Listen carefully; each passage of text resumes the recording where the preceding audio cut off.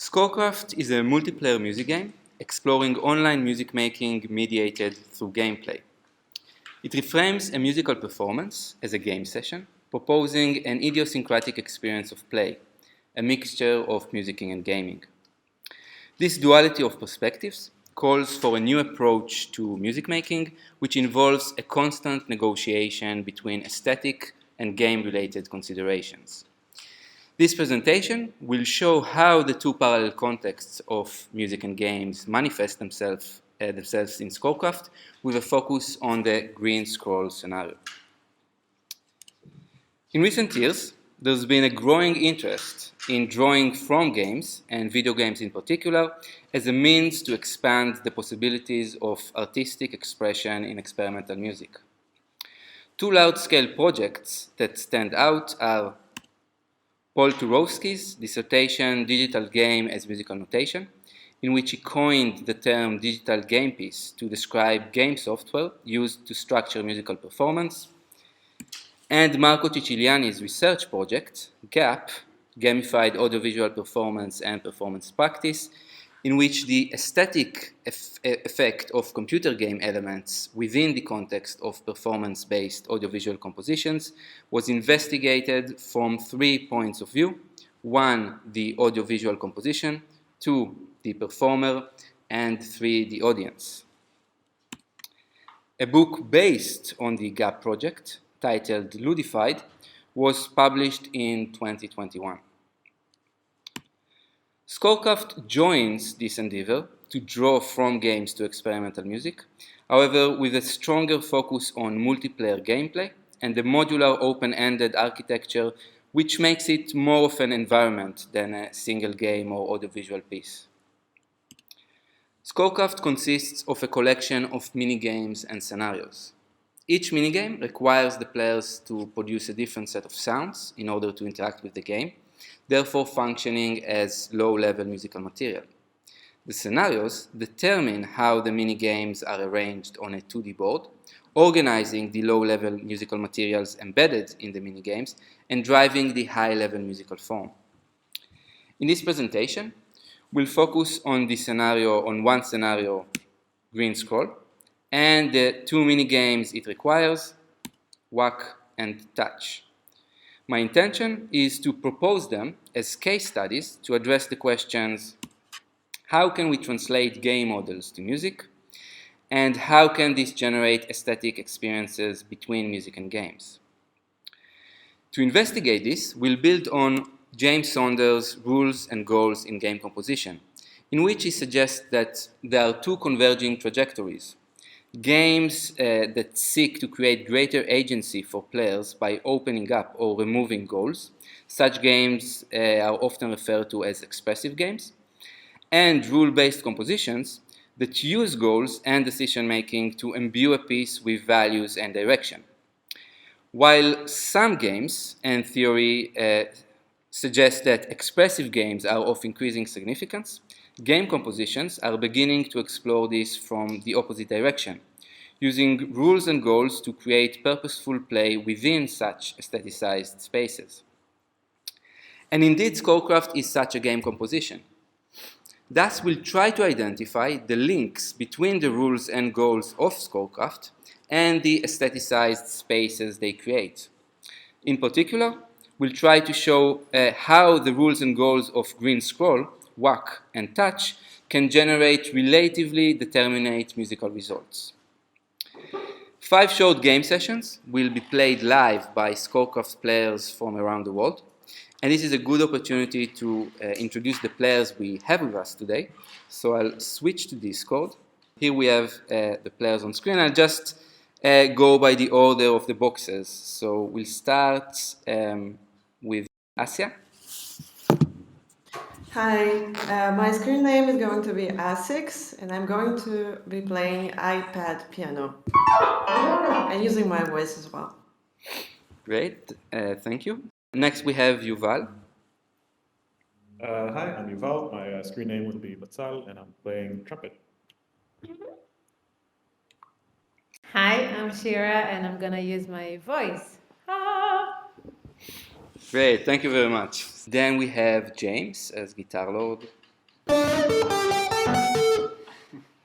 Great, fantastic. And we have Tam, playing as Tam. Yeah, hi everyone. Yes. This is my sound. Yeah, great.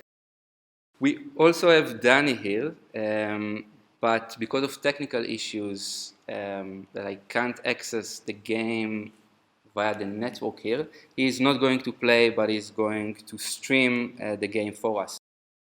In addition to just experiencing the work, I'd like to encourage you as audience members to try, during the game sessions, to be aware of where your focus is.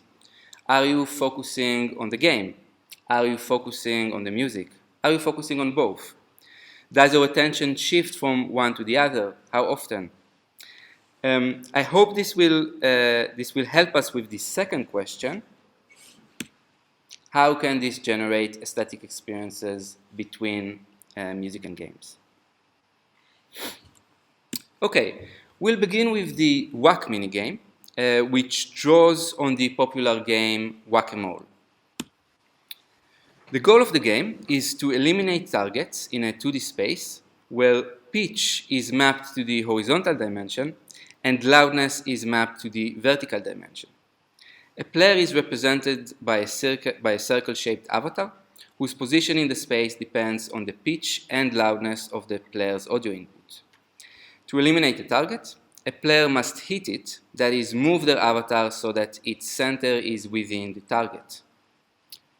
In this example, Asya's avatar is within the target.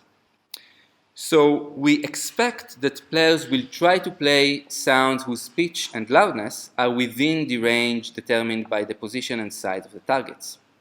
Additionally, depending on the level being played, there can also be other requirements for a hit to count and the target to be eliminated, which can drastically change the musical result.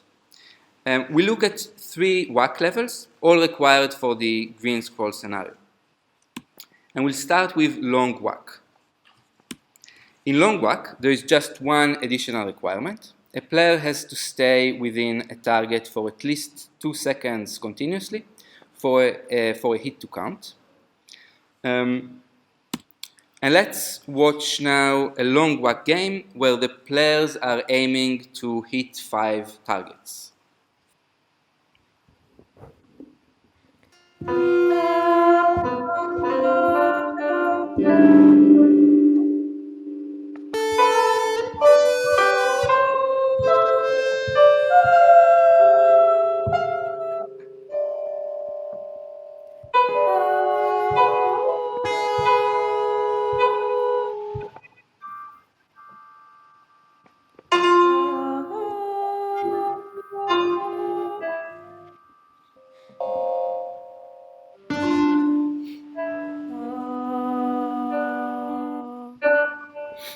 Thanks.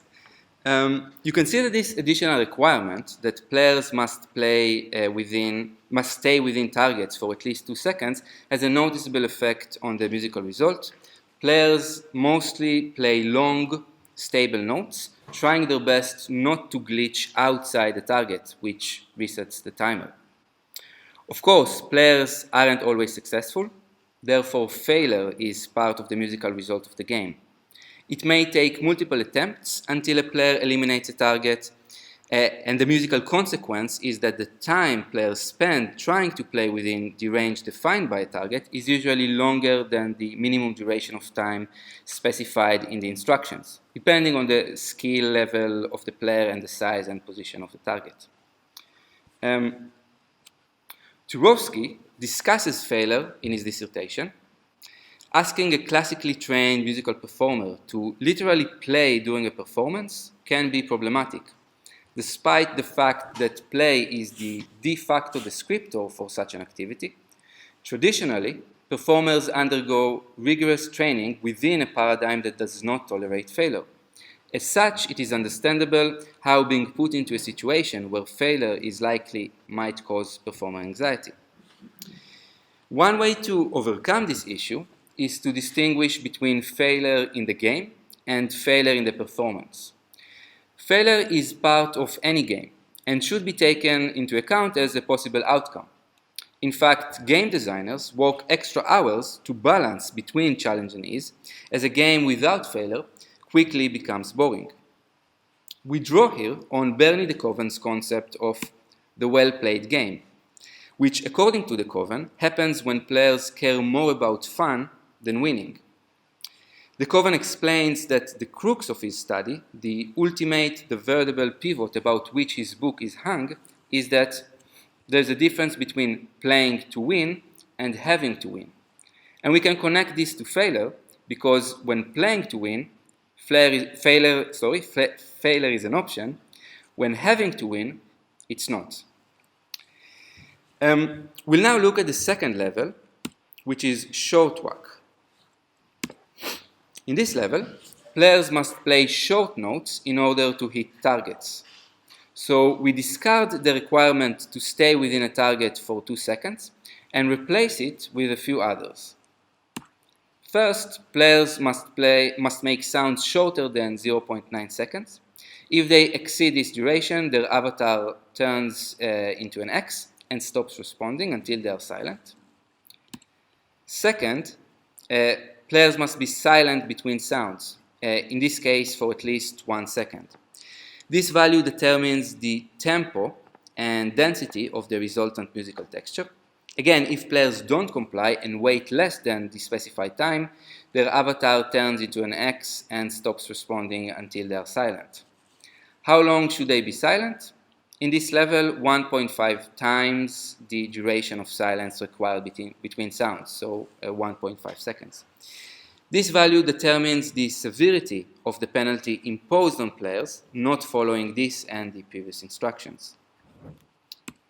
The last instruction, gradually moving into targets doesn't count as hitting them, means that players can't gliss into targets or scan them by playing loud sounds and hitting the targets during the decay phase of the sound.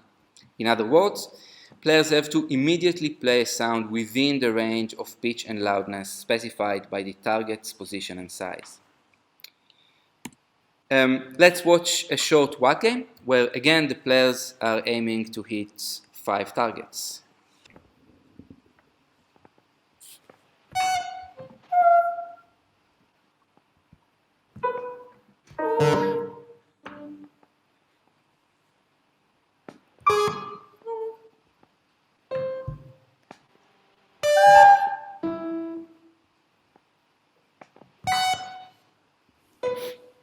Thank you.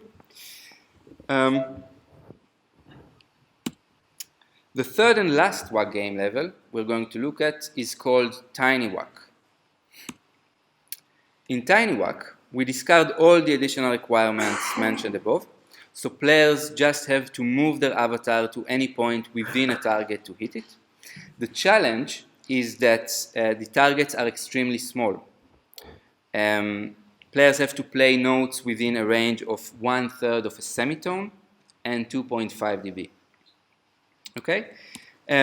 Let's watch a tiny Whac game. As before, the players will aim to hit 5 targets.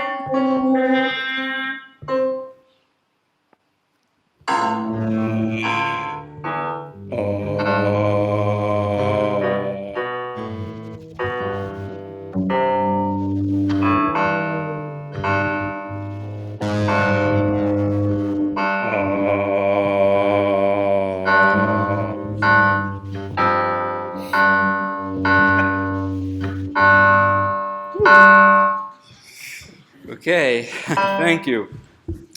As you can see, this level also results in long notes, but these notes are less stable as players are constantly changing their pitch and loudness while searching for the correct sound. Also notable, and this is shared by all Whac game levels, is that the time after a target is eliminated and before a new target is spawned translates to a pause in the music. Since both games and music are time-based, a pause in the game translates to a pause in the music.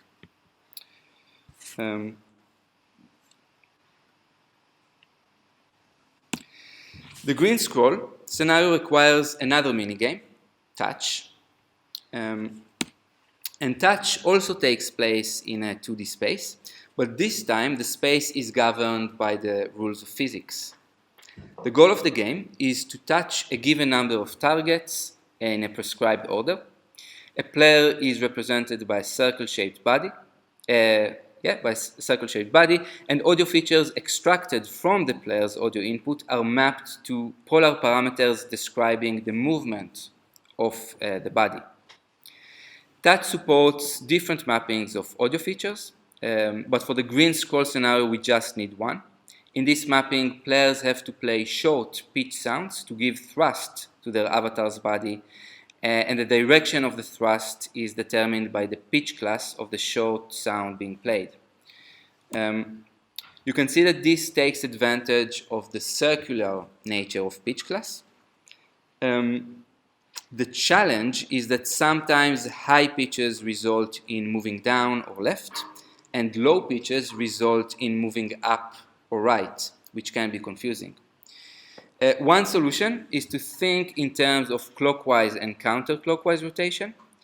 Raising the pitch will always result in clockwise rotation, and lowering the pitch will always result in counterclockwise rotation. Another solution is to start by focusing on just 4 pitch classes. So C, D sharp, F sharp, and A, which correspond to up, right, down, and left. Let's watch a touch game, and I'll try to stop the players after about 1-2 minutes.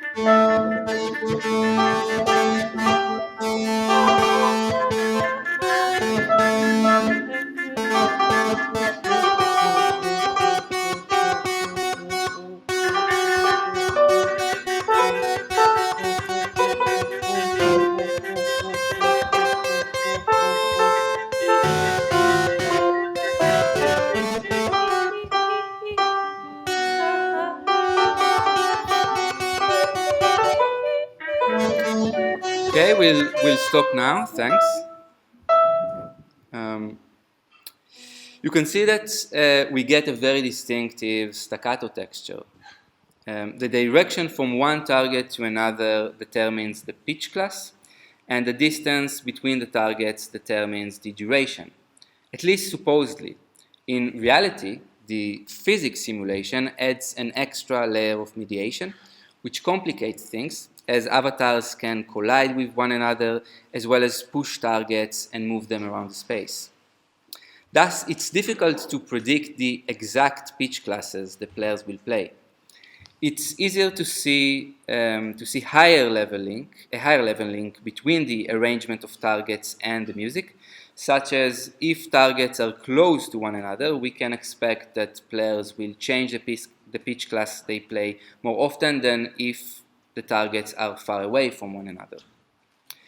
Regarding pushing targets, from gameplay perspective, it allows players to make the game less or more challenging for the other players by pushing targets towards or away from them.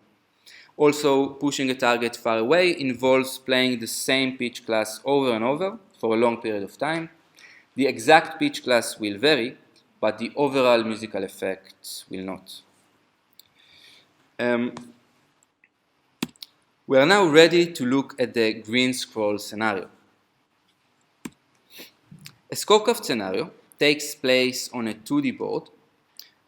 Each tile can contain a different minigame, and players navigate through the board by completing the minigames.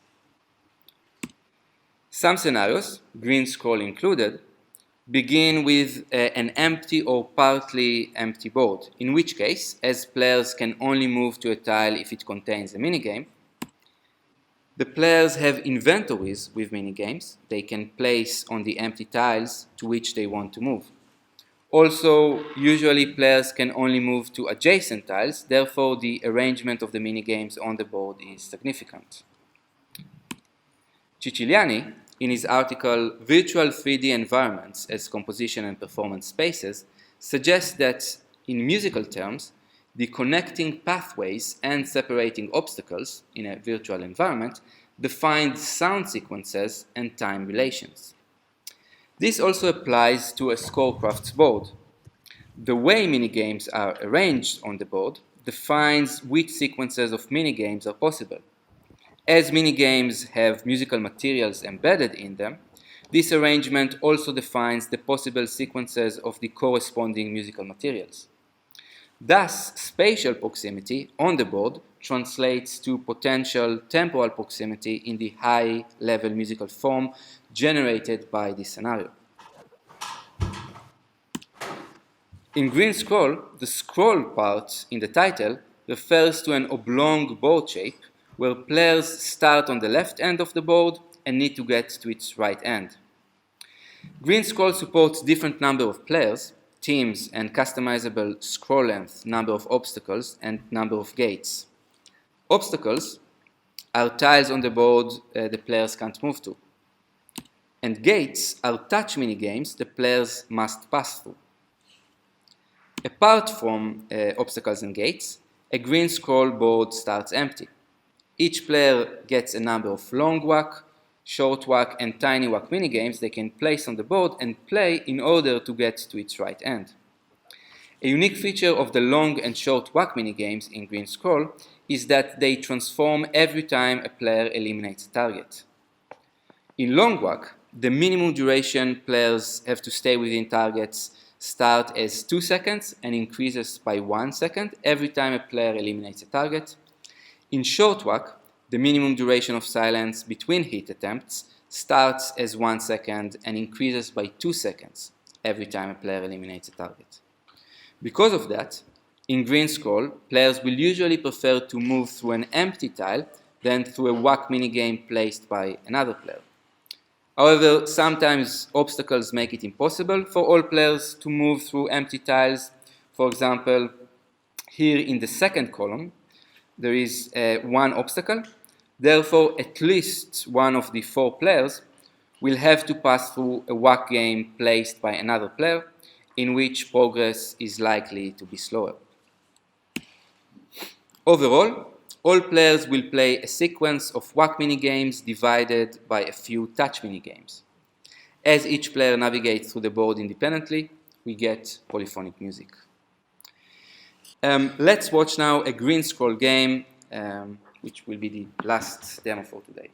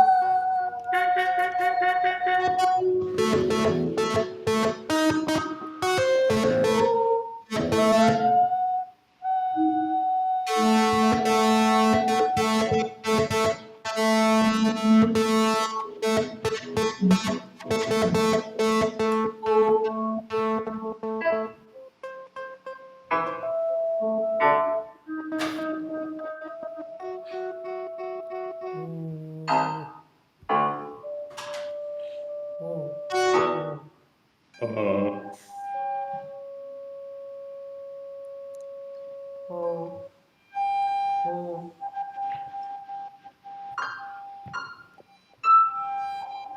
Oh. Oh.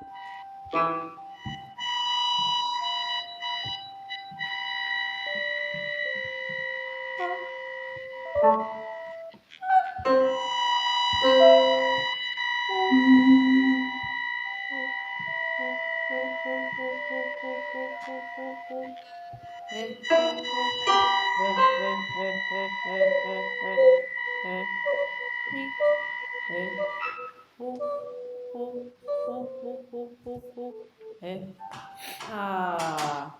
Okay, we have a winner. Team 4 is Asia. done. Congratulations. And to conclude, I hope that you could follow how ScoreCraft translates game models into music and experience in the demos the in-betweenness of music and games it can generate. Of course, we've just scratched the surface.